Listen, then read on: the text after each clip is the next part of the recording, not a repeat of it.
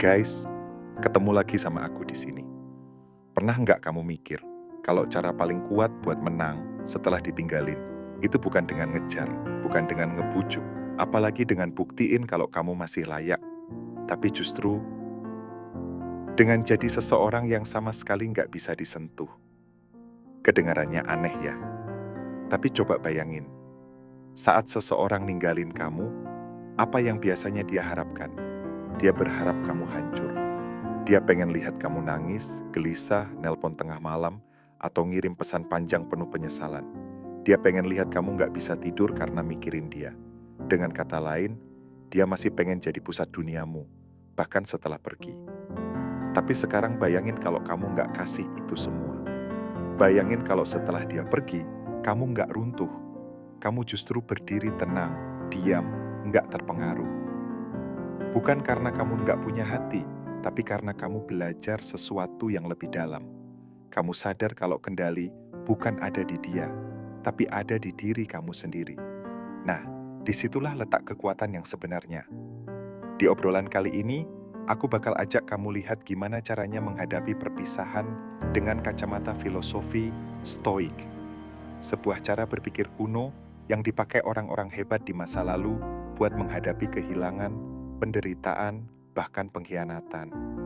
Dan biar lebih nyambung sama realitas sekarang, aku bakal gabungin juga dengan sedikit sentuhan psikologi gelap, supaya kamu ngerti gimana pikiran manusia bekerja, waktu berhadapan sama diamnya kamu, tenangnya kamu, dan ketidakpedulianmu yang justru bikin mereka resah. Dan ini bukan cuma buat cowok aja ya, cewek pun bisa banget relate, karena intinya sama. Ketika kamu bisa mengendalikan diri, kamu yang pegang kendali. Cerita ini sebenarnya sederhana. Ada seseorang yang pernah disakiti sama orang yang dia cintai. Hatinya patah, iya. Tapi alih-alih larut dalam luka, dia justru masuk ke ruang batin yang dalam. Belajar dari kebijaksanaan orang-orang bijak zaman dulu, yang bahkan ketika kehilangan, diasingkan, atau menghadapi kematian sekalipun, tetap bisa berdiri tegak. Dari situ dia belajar, kalau orang yang bisa menguasai emosinya, dialah yang memegang kendali permainan. Dan pelajaran pertama yang dia temukan adalah ini. Rasa sakit itu bukan kelemahan. Diam itu bukan berarti nggak ada. Acuh itu bukan berarti kosong. Justru di sanalah kekuatan paling tajamnya ada. Karena ketika kamu nggak bereaksi, kamu bikin dia berhadapan sama ruang kosong yang dia ciptakan sendiri. Dia menunggu drama, dia menunggu ledakan emosi.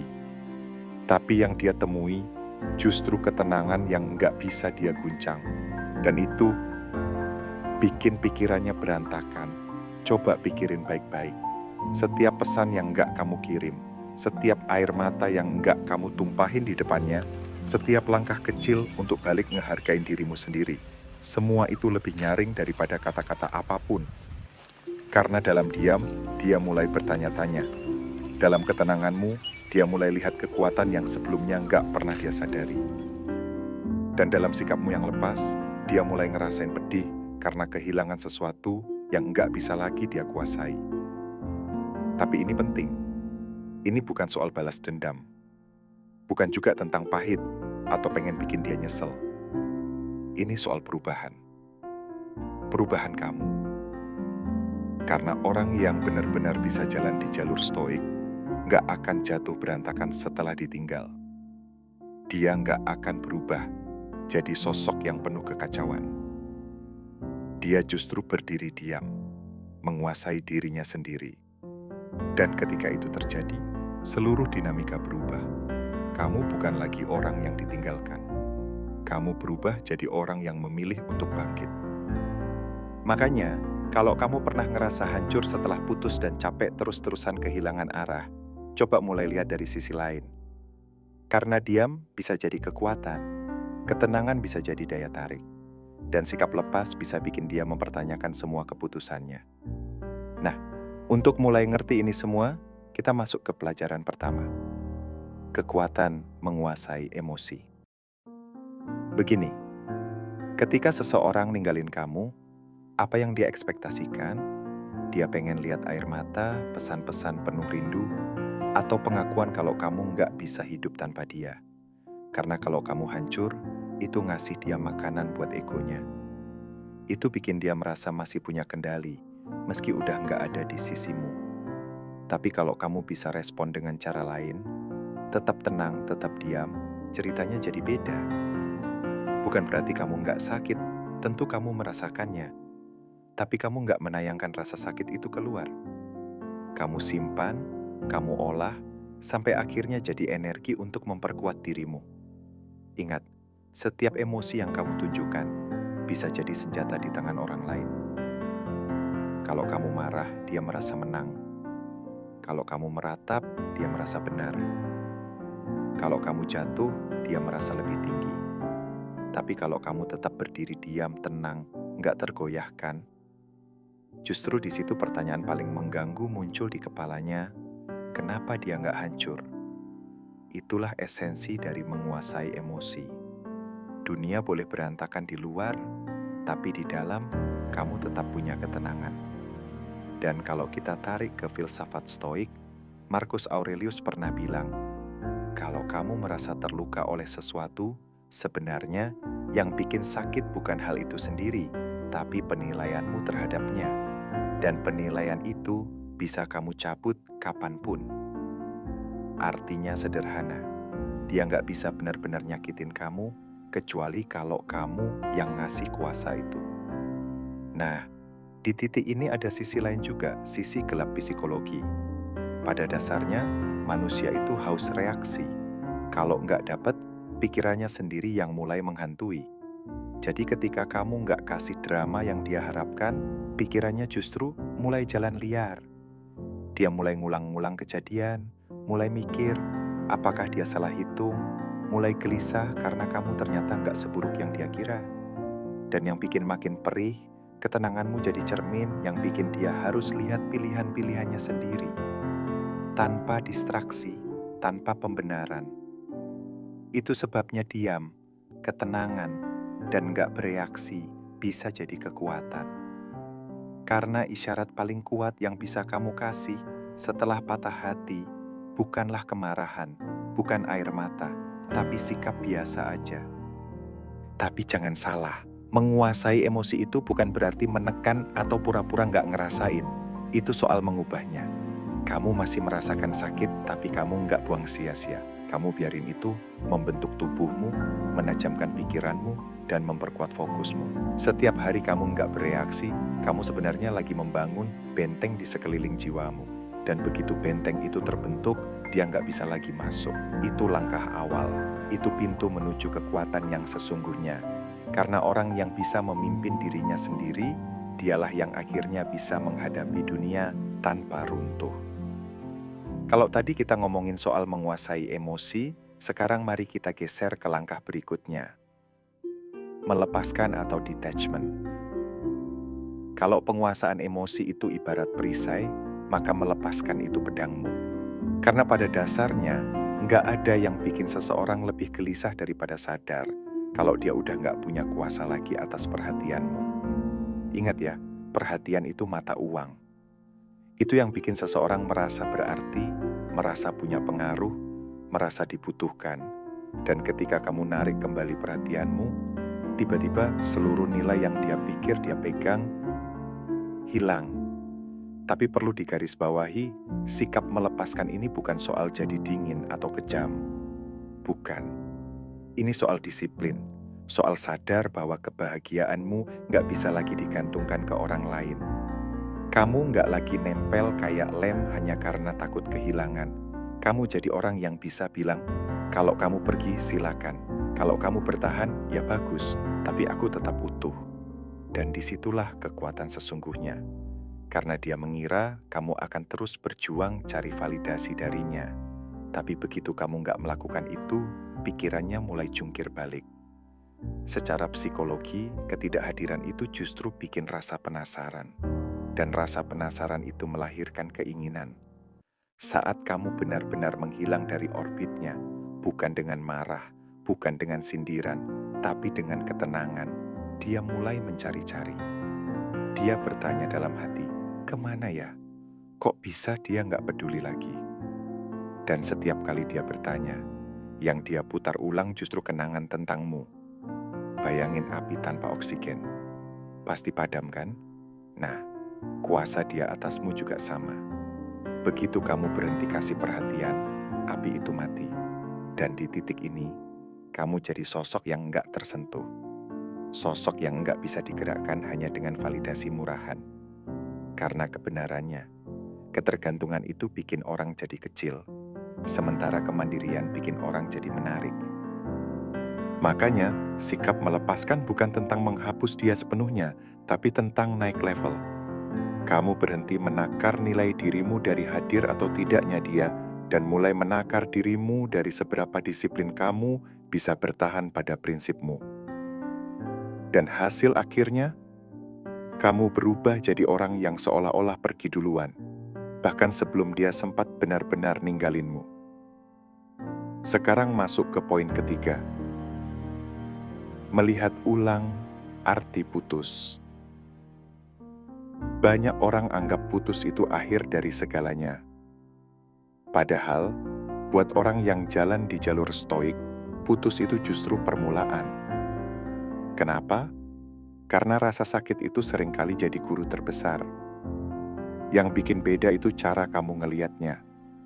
Kalau kamu anggap patah hati sebagai kehancuran, kamu bakal runtuh. Tapi kalau kamu bisa lihat itu sebagai jalan buat berubah, kamu justru bakal tumbuh lebih kuat.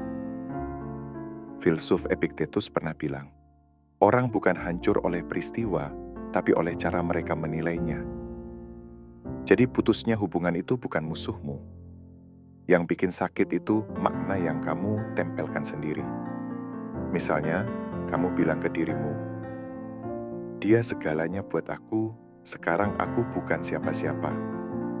Pikiran kayak gini yang bikin kamu menderita. Tapi kalau kamu bisa putar cara pandangnya, dia pergi dan sekarang aku punya ruang buat jadi lebih dari sebelumnya. Nah, disitulah permainan berubah. Dan dari sisi psikologi, ini makin terasa.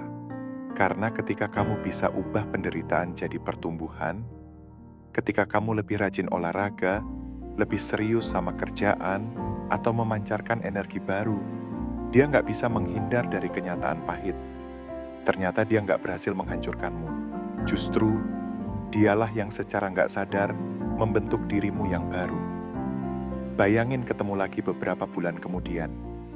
Dia berharap lihat kamu lemah, tapi yang dia lihat justru kamu lebih tenang, lebih tajam, lebih matang. Itu sendirian udah cukup buat bikin dia mempertanyakan pilihannya. Karena ternyata yang dia pikir udah selesai, malah baru saja membentuk sesuatu yang jauh lebih besar. Langkah berikutnya adalah diam. Banyak orang salah kaprah soal diam. Mereka pikir diam itu tanda kalah. Padahal justru sebaliknya, diam bisa jadi strategi paling kuat. Kebanyakan orang setelah putus malah sibuk ngejar, ngejelasin, minta klarifikasi, bahkan ngungkit-ungkit kenangan lama.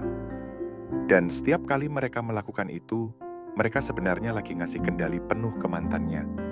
Karena nggak perlu lagi bertanya-tanya, jawaban semua udah tersedia.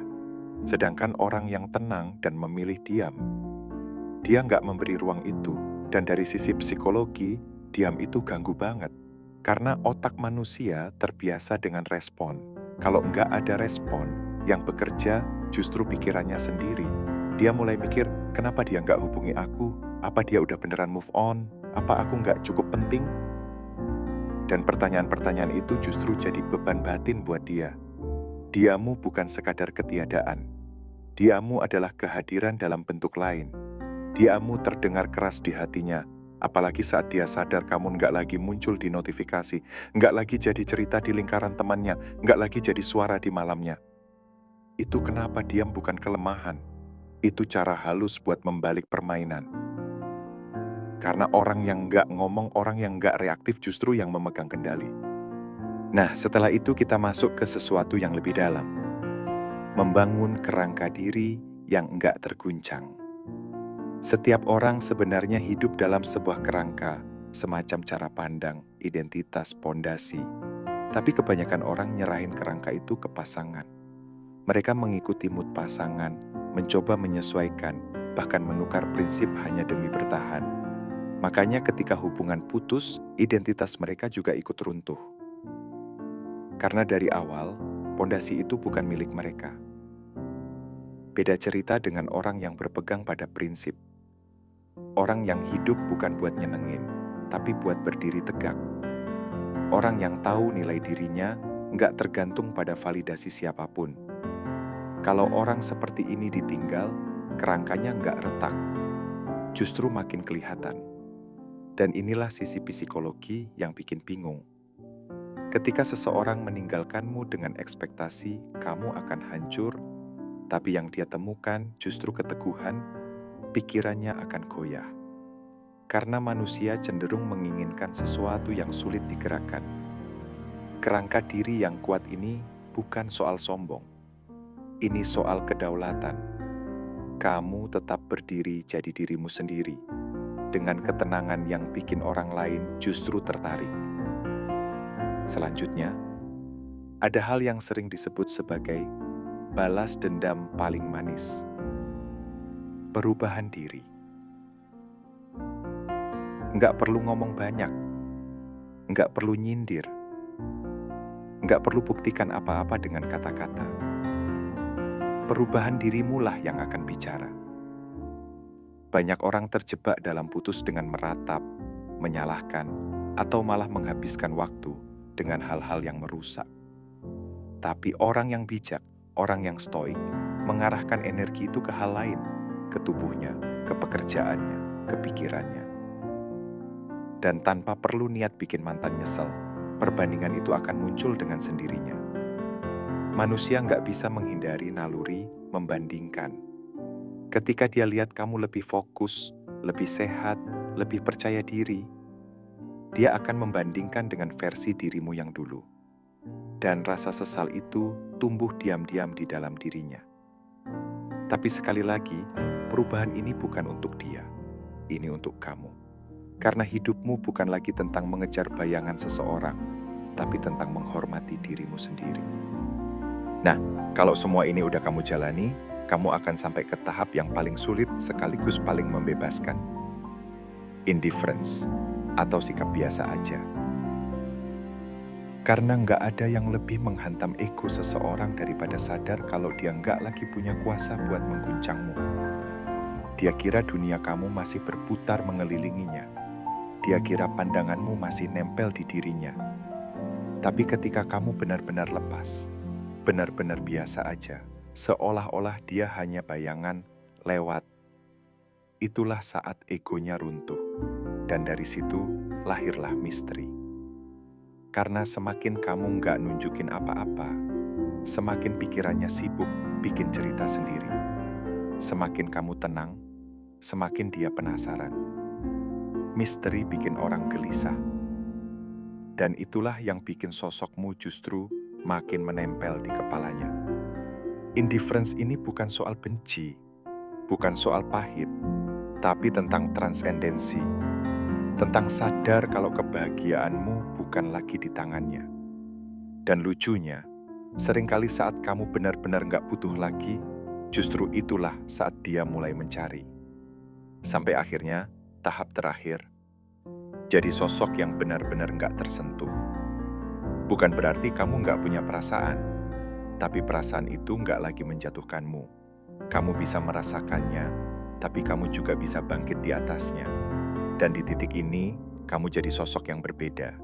Dia yang dulu berharap lihat reruntuhan, justru mendapati seseorang yang utuh, bahkan lebih kuat daripada sebelumnya. Itu adalah bayangan yang nggak akan hilang dari kepalanya.